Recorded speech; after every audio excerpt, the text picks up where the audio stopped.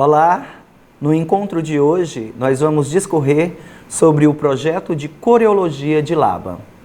Veja bem, Laban não desconsiderou a valiosa contribuição de diversas outras áreas de conhecimento, tanto artísticas quanto científicas. Mas, devido à singularidade do objeto e da proposta, ele preferiu centrar seu foco na busca de métodos específicos a serem aplicados à dança. Este é o foco principal do trabalho de Laban, todo ele voltado para a sua aplicabilidade na área da dança. A partir deste desmembramento, prática e teoria se desenvolveram e se ramificaram. E neste processo de ramificação, algumas práticas desenvolveram características bem próprias, como, por exemplo, a dança da expressão, a dança-teatro, o teatro físico, a dança moderna, a performance e a dança pós-moderna. Cada uma destas ramificações, apesar de terem muitas questões em comum, apresentam as suas singularidades. A pesquisa coreológica e os 3 elementos constitutivos da linguagem da dança a partir da pesquisa de Laban. Primeira questão que é importante observar, pessoal, dentro da questão da pesquisa coreológica, né? O primeiro elemento constitutivo nos diz o seguinte, que nós devemos analisar de forma objetiva o movimento.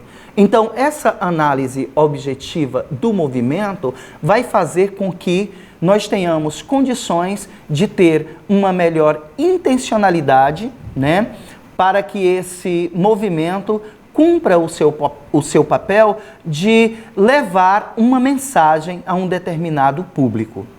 No segundo momento, o elemento constitutivo é o estudo da interação do corpo com o espaço. Veja, cada corpo que vai desenvolver um movimento, ele vai desenvolver este movimento em um determinado espaço. Então, tem que haver uma ação interacional entre corpo e espaço. É isso que vai dar qualidade ao movimento e fazer com que se cumpra o objetivo de levar uma mensagem a um determinado público. E por último, o terceiro elemento constitutivo fala sobre o estudo detalhado sobre as dinâmicas e ritmos no movimento.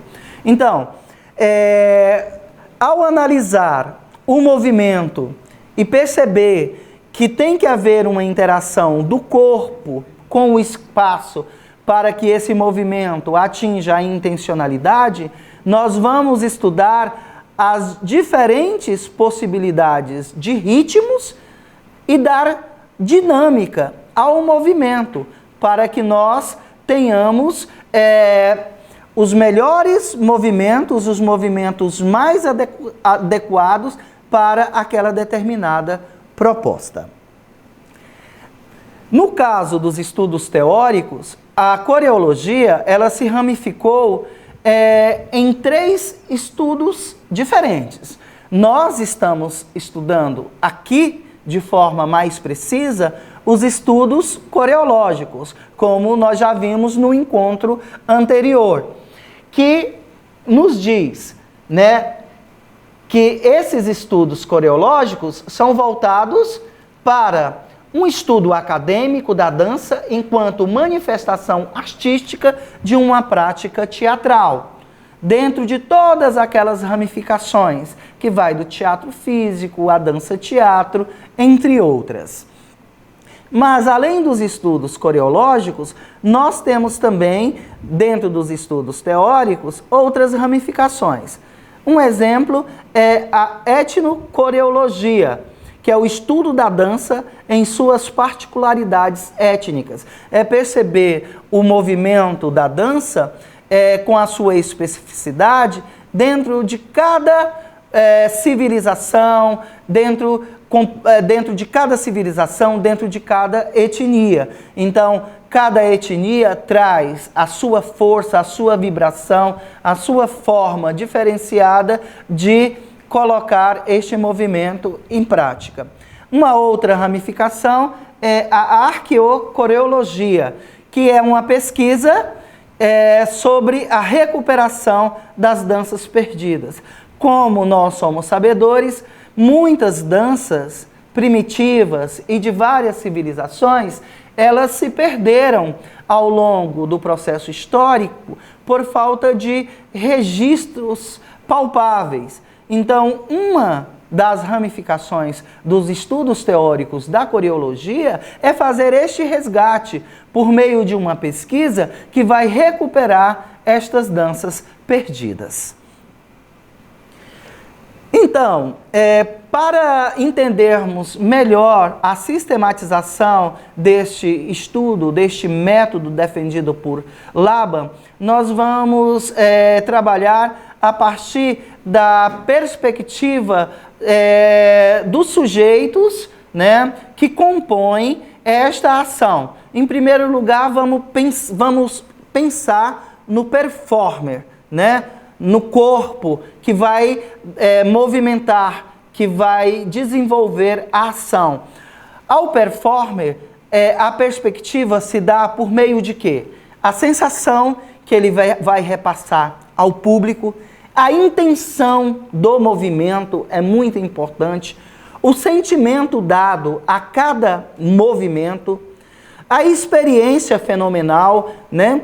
Qual é o fenômeno tratado naquele determinado espetáculo, naquela determinada coreografia? Como é que essa experiência fenomenal vai impactar diretamente na escolha do movimento que vai ser desenvolvido pelo performer?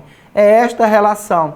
E por último, a aparência do performer. Como ele se posiciona, a postura dele no palco, tudo aquilo que ele agrega à sua performance, como figurino, objetos de cena, cenário, se houver. Então, estas são as perspectivas em relação ao performer. A sensação, a intenção, o sentimento, a experiência fenomenal e a aparência. Podemos também fazer um estudo por meio da pesquisa de Laban, da perspectiva do movimento, né? A perspectiva do movimento, quais os aspectos que devem ser trabalhados pelo performer ao desenvolver um determinado movimento. Então, estes são os aspectos. Primeiro, são os fatores e os vocabulários de movimento. Os vocabulários do movimento são muito interessantes, pois por meio do corpo, por meio do movimento, eu vou imprimir no corpo do performer o vocabulário que vai fazer com que a mensagem chegue ao público-alvo com uma determinada clareza. Então, o comportamento como vocabulário cinético é muito importante, né? O registro, o mapeamento deste movimento para gerar aquele determinado vocabulário é fundamental. A coordenação corporal, que vai ser impressa pelo performer durante o movimento, as ações e os passos escolhidos pelo performer, ou pelo diretor, ou pelo coreógrafo, o ritmo dado a cada movimento, em cada momento do espetáculo, da coreografia, as qualidades dinâmicas de cada movimento, em cada momento, é fundamental, né? Os ritmos, as dinâmicas, os significados que cada um destes movimentos tem dentro daquela proposta apresentada por meio de um espetáculo, de uma coreografia ou por meio de uma performance. A corêutica, que é, como nós já vimos no encontro anterior, nada mais é do que o estudo prático do movimento para chegarmos no movimento mais adequado, né, o mais propício para aquela determinada ação. O design do movimento, esse design de movimento é fundamental, porque eu vou escolher exatamente a forma que eu vou imprimir aquele movimento, né? Se é um movimento baixo, alto, leve, intenso. Então, tudo isso tem a ver com o design. As formas reais e virtuais de movimento, né? E as unidades corêuticas. Então, são as formas reais de movimento que vão ser desenvolvidas pelo performer. É muito importante. Se vai ter uma junção virtual, é importante também esse acasalamento entre o real e o virtual, para que se tenha qualidades dinâmicas neste determinado movimento, nesta determinada ação. O trabalho conjunto é muito importante, porque às vezes eu tenho no palco 2, 3, 5, até 10 performers. Então, esse trabalho conjunto, ele precisa ser analisado, porque esses movimentos, eles têm que ter unidade, eles têm que ter sintonia, e isso vai gerar um produto final de mais qualidade.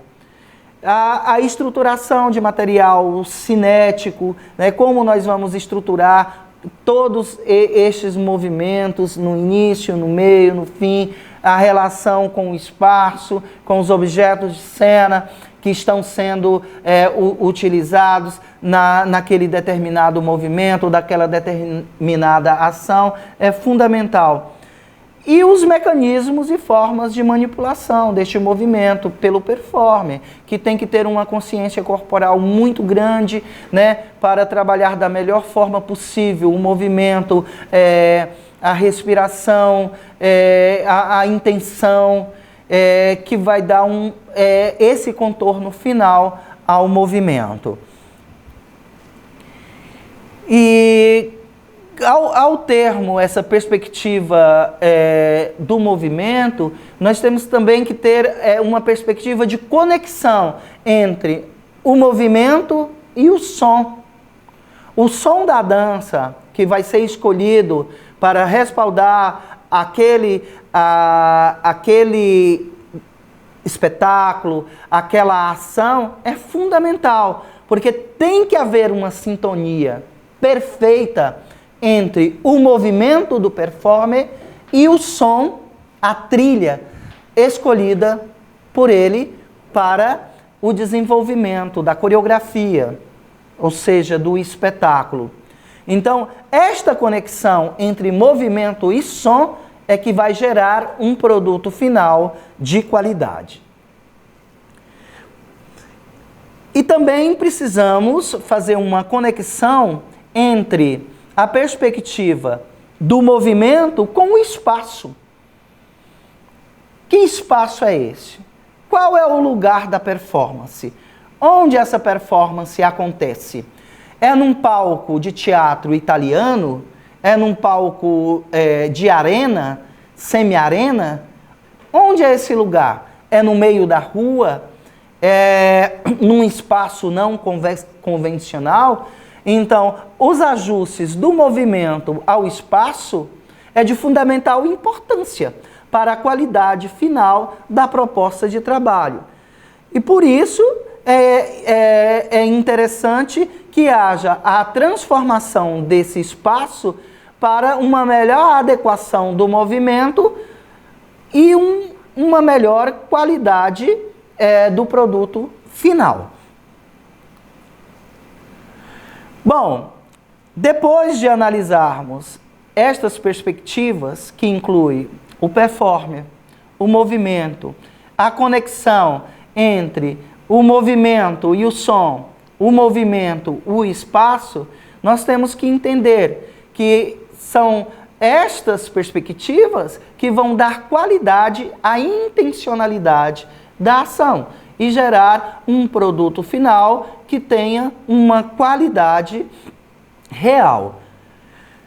Bom, partindo deste pressuposto, nós vamos entender que os estudos coreológicos se ocupam basicamente de dois campos de investigação específicos. Quais são esses dois campos de investigação científica que se ocupam os estudos coreológicos? Bem, vamos lá.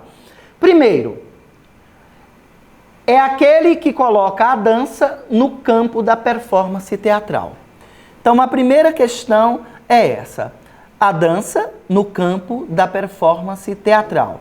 Entender a performance teatral a partir deste conteúdo da cultura corporal chamado dança. E segundo, é aquele que lida com os conceitos relativos ao corpo, como incorporação e corporeidade.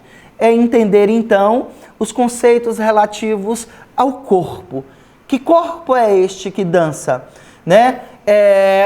Esta questão do esquema corporal para o performer é de importância vital, porque a partir do momento que ele tem essa leitura de corporeidade, ele vai poder, então, ter condições de colocar a dança no campo da performance teatral e entender que o corpo é o meio de comunicação utilizado nesta área de investigação.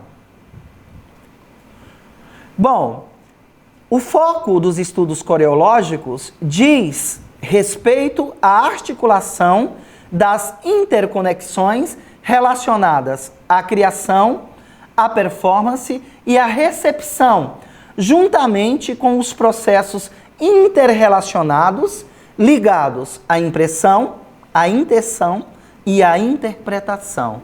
Veja, pessoal, como é interessante e como todos os processos eles são interdependentes. Primeiro, nós vamos falar aqui de articulação das interconexões relacionadas ao processo criativo, à criação, à criatividade, né? A performance, ao processo de criação artística e a recepção, como o público-alvo vai receber essa informação, se estamos dando o tempo necessário de degustação para que as pessoas consigam internalizar toda a mensagem que é repassada por meio do corpo. Os estudos coreológicos dizem ainda o seguinte, que buscam instaurar princípios de discussão criativa. É o que eu falei para vocês. Não é nada engessado, pronto e acabado. Ele se respalda totalmente na discussão criativa, tá? Esses princípios procuram abrir o campo de estudo ao invés de fechá-lo. Não é um campo fechado, é um campo aberto. Então, vocês vão se utilizar da base dos estudos coreológicos para instaurar o processo criativo. E a partir daí, entender o processo criativo como algo aberto, né? Ao invés de fechá-lo a definições redutivas. Pois estas definições redutivas, ao tentarem aprisionar os processos vivos e dinâmicos em rótulos facilmente identificáveis, acabam por provocar mais danos e desserviços à arte que qualquer bem imaginável. Então, tudo a partir da criação, de um processo aberto, nada é fechado, nada é trabalhado de forma reducionista, pois a arte requer um processo intenso de criatividade. A partir de agora, por meio de todo este embasamento teórico, nós vamos entender como Rudolf Laban se estruturou por meio de movimentos simples para criar a sua técnica. Partimos agora para o terceiro e último momento do nosso trabalho, chamado de técnica de Laban. É a técnica em si para que o performer possa passar, né, por um processo criativo por meio destas perspectivas de espaço, som e movimento. Então, pessoal, a técnica de Laban, ela foi organizada a partir de 8 ações ou elementos básicos que fazem parte da vida cotidiana. E estes movimentos é que vão dar suporte para todo o trabalho de criação dos movimentos que vão ser incorporados à coreografia, ou a um espetáculo ou a uma performance. Os movimentos são estes. Empurrar é um movimento simples que nós fazemos de forma cotidiana, né? Flutuar, que é um movimento leve, é um movimento que mostra tranquilidade, leveza. Chicotear, um movimento, né, que trabalha todo o nosso corpo, né, os braços, as pernas, o tronco, cabeça, e nós podemos chicotear com todo o nosso corpo. O espanar, que é também um movimento que faz parte do dia a dia. O deslizar, outro movimento simples. Pontuar, que está muito presente em coreografias musicais e que podem ser adaptadas com facilidade no universo da dança. O torcer, que é um movimento frequente, né, na vida das pessoas. E o pressionar, que é um movimento também muito presente na vida do ser humano. Estes são os movimentos que vão dar vida à técnica de Laban. Recapitulando: empurrar, flutuar, chicotear, espanar, deslizar, pontuar, torcer e pressionar. A seguir, mostraremos a vocês pequenos vídeos de experimentações de vários laboratórios de dança e cursos de formação de cada um destes movimentos, destas ações ou destes elementos. Cada autor chama com uma terminologia diferente. Não tem problema. Ações, movimentos ou elementos. Nós mostraremos a seguir para vocês, então, pequenos vídeos demonstrativos sobre estas 8 ações. E ao término destes pequenos vídeos, mostraremos uma experimentação cênica que contemplam no palco estes movimentos, então trabalhando a expressão corporal numa perspectiva espetacular.